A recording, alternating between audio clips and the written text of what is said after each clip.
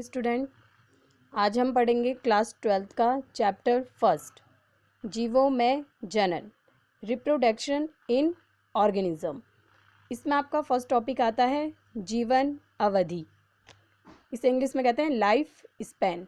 तो life span क्या हुआ? किसी जीव के जन्म से लेकर प्राकृतिक मृत्यु के बीच के समय को जीवन अवधि कहते हैं। जैसे कोई जीव है, जीव के जन्म, जब वो जीव पैदा होता है और उसके मरने के प्राकृतिक जो उसकी मृत्यु होती है उसके बीच के समय को हम क्या कहते हैं? जीवन अवधि। अब मान लो जैसे कोई जीव होता है 2000 में पैदा हुआ। जब मनुष्य की बात ले लो, जैसे अगर कोई मनुष्य 2000 में पैदा होता है और 2050 में उसकी मृत्यु हो जाती है, तो उसके बीच का डिफरेंस आ गया 50 साल। तो उस मनुष्य की जीवन अवधि कितनी हुई? 50 साल। ऐसे ही कोई जीव है, जीव की जो जीवन अवधि होती है उसके आकार से उसका कोई संबंध नहीं होता है। और जैसे हाथी है, हाथी की जीवन अवधि है 75 वर्ष, गुलाब की 10 वर्ष, कुत्ते की 10 से 13 वर्ष। ऐसे ही सब जीवों की जीवन अवधि क्या होती है? अलग अलग होती है। अब आप देखिए, जैसे हाथी की जीवन अवधि है 75 वर्ष, ठीक। तो इस हिसाब से तो 75 साल के बाद हाथी को इस दुनिया से ही ख़त्म हो जाना चाहिए था। पर ऐसा क्या चीज़ है कि हाथी आज भी इस पृथ्वी पर उपलब्ध हैं, या कोई भी जीव? ऐसी कौन सी क्रिया है जिसके कारण आज भी वो जीव हमें इस पृथ्वी पे मिलते हैं? तो उसका कारण है जनन। जनन के कारण क्या होता है कि कोई भी जीव अपने ही समान क्या करता है? संतानों को उत्पन्न करता है। तो जिससे क्या होता है? पीढ़ी दर पीढ़ी निरंतरता बनी हुई रहती है। तो अब बात करते हैं हम जनन की। जनन हुआ क्या? रिप्रोडक्शन। प्रत्येक जीव अपने समान ही नया जीव संतति उत्पन्न करता है। इस क्रिया को जनन कहते हैं। तो जनन क्या हुआ कि कोई भी जीव अपने समान नया जीव उत्पन्न करता है, तो उस क्रिया को हम कहते हैं जनन। अब जनन हमारे लिए क्यों आवश्यक हुआ? जनन इसलिए आवश्यक है कि जनन के द्वारा पीढ़ियों में निरंतरता बनी रहती है तथा किसी जीव की मृत्यु होने पर भी उसकी जाति का अस्तित्व बना रह सकता है। तो जनन में क्या होता है? कोई जीव संतति उत्पन्न करता है, जिसे हम क्या कहते हैं? ऑफस्प्रिंग। अब वो ऑफस्प्रिंग क्या करता है? ग्रो होता है। ग्रो होके मैच्योर होगा। मैच्योर होके वो भी अपने समान क्या करेगा? नई संतति को उत्पन्न करेगा। तो इससे क्या हो रहा है?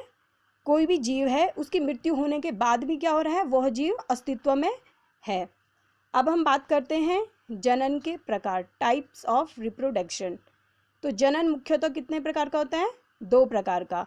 एक हो गया आपका अलैंगिक जनन, एसेक्सुअल रिप्रोडक्शन। दूसरा है आपका लैंगिक जनन, सेक्सुअल रिप्रोडक्शन।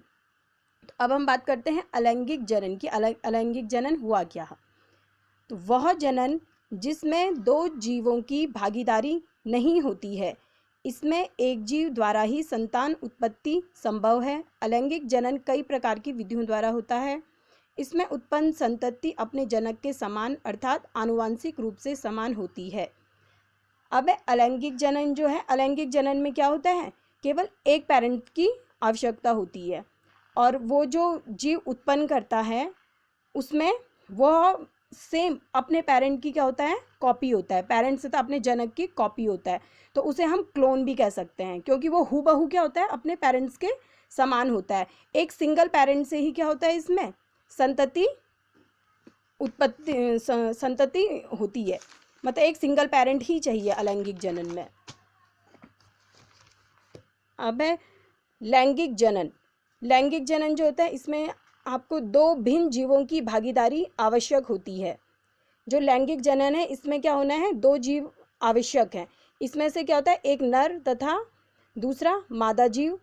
उन दोनों के मिलने से क्या होता है? संतति का निर्माण होता है, अर्थात यह आनुवांशिक रूप से भिन्न होते हैं। इसे लैंगिक जनन कहते हैं। अब जो लैंगिक जनन है उसमें आपको क्या चाहिए?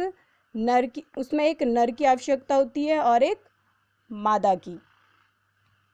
इसमें क्या 2 पेरेंट्स हो गए ना, नर और मादा। नर ने क्या किया? नर युग्मक रिलीज किया, नर युग्मक, और मादा युग्मक अब इन दोनों के संयोग से क्या होता है, युग्मनज, यानी इसे इंग्लिश में कहते हैं मेल ने मेल गैमिट रिलीज किए, फीमेल ने फीमेल गैमिट, और दोनों के फ्यूजन से क्या हो गया, जाइगोट। तो अब लैंगिक और अलैंगिक जनन में अगर डिफरेंस करें तो क्या हो गया, अलैंगिक जनन जो होता है उसमें एक सिंगल पेरेंट की आवश्यकता होती है और उसमें युग्मकों का निर्माण नहीं होता है, और जो भी उसमें संतति उत्पन्न होती है वो क्या होती है, अपने पेरेंट्स के बिल्कुल हूबहू हमशक्ल होती है, इसलिए उसे हम क्या कहते हैं, क्लोन कहते हैं। और जो लैंगिक जनन है, लैंगिक जनन में क्या होता है, दो जीवों की भागीदारी आवश्यक होती है, उसमें एक होता है नर और दूसरा होता है मादा, और उनके मिलने से क्या होता है, संतति का निर्माण होता है। जो नर होता है वो नर युग्मक रिलीज करता है और मादा मादा युग्मक रिलीज करते हैं, और दोनों के फ्यूजन से क्या हो जाता है, युग्मनज, यानी संतति उत्पन्न होती है। और ये क्या होती है, आनुवांशिक रूप से अपने पेरेंट्स के भिन्न होती है। अब हम पढ़ेंगे अलैंगिक जनन का डिटेल में कि अलैंगिक जनन होता क्या है, एसेक्सुअल रिप्रोडक्शन। अलैंगिक जनन में एक जीव मतलब जनक जो पेरेंट्स है की आवश्यकता होती है। अलैंगिक जनन में उत्पन्न संतति अपने जनक के एकदम समान होती है। आकारीय तथा आनुवांशिक रूप से एक समान जीवों को क्लोन कहते हैं। अभी बताया हमने कि क्लोन क्या हुआ, क्योंकि जो सिंगल पेरेंट है, सिंगल पेरेंट से जो संतति उत्पन्न हुई इसमें अलैंगिक जनन में, वो क्या होती है, हूबहू अपने पेरेंट्स के समान होती है, उनमें सेम आकार देखने में सब वो क्या होता है, सेम टू सेम अपने पेरेंट्स के जैसे होते हैं, तो उसे हम क्या कहते हैं, क्लोन कहते हैं।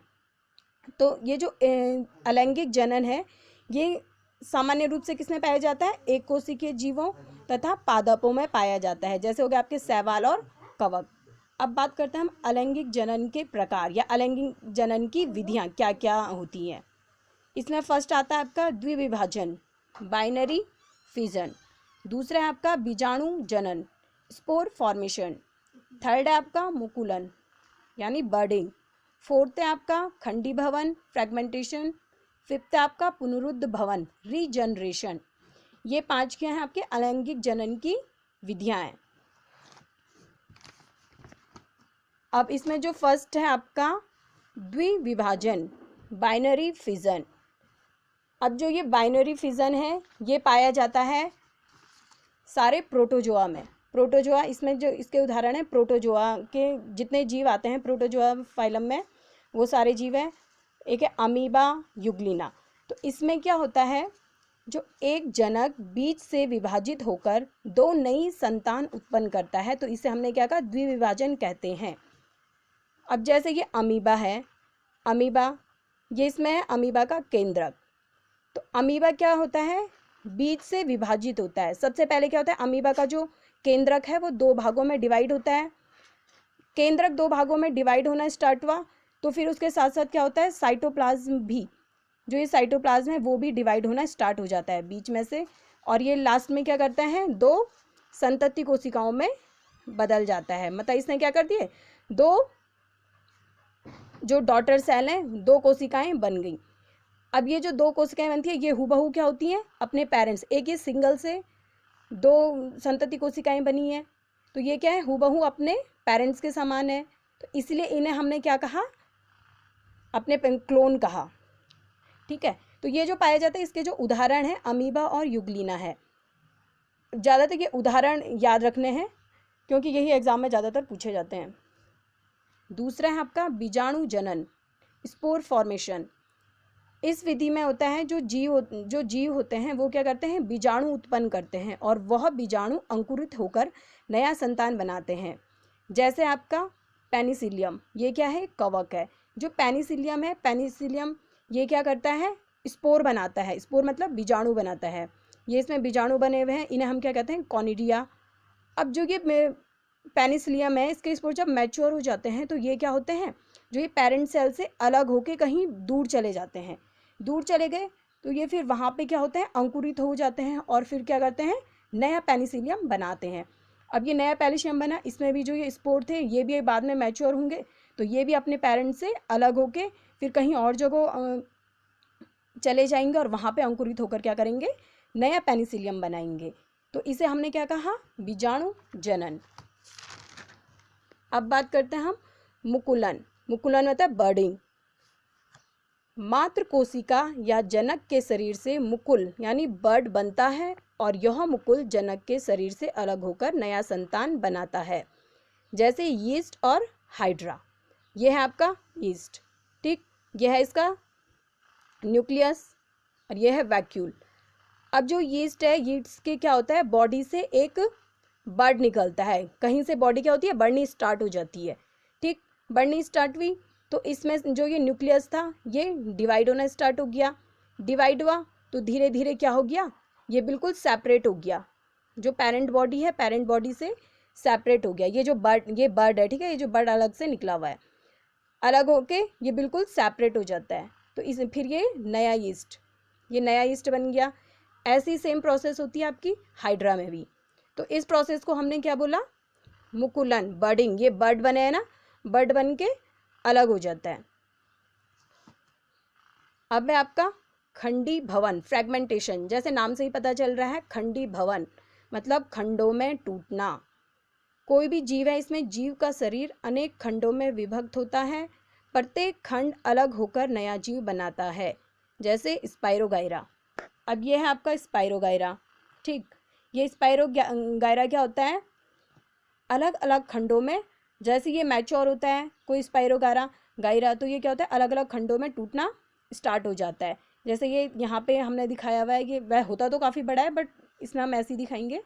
ये लगभग 3 खंडों में डिवाइड हो गया, अलग अलग खंड बन गए ना, यहाँ से और यहाँ से, ये हो गए 3 खंडों में डिवाइड हो गया।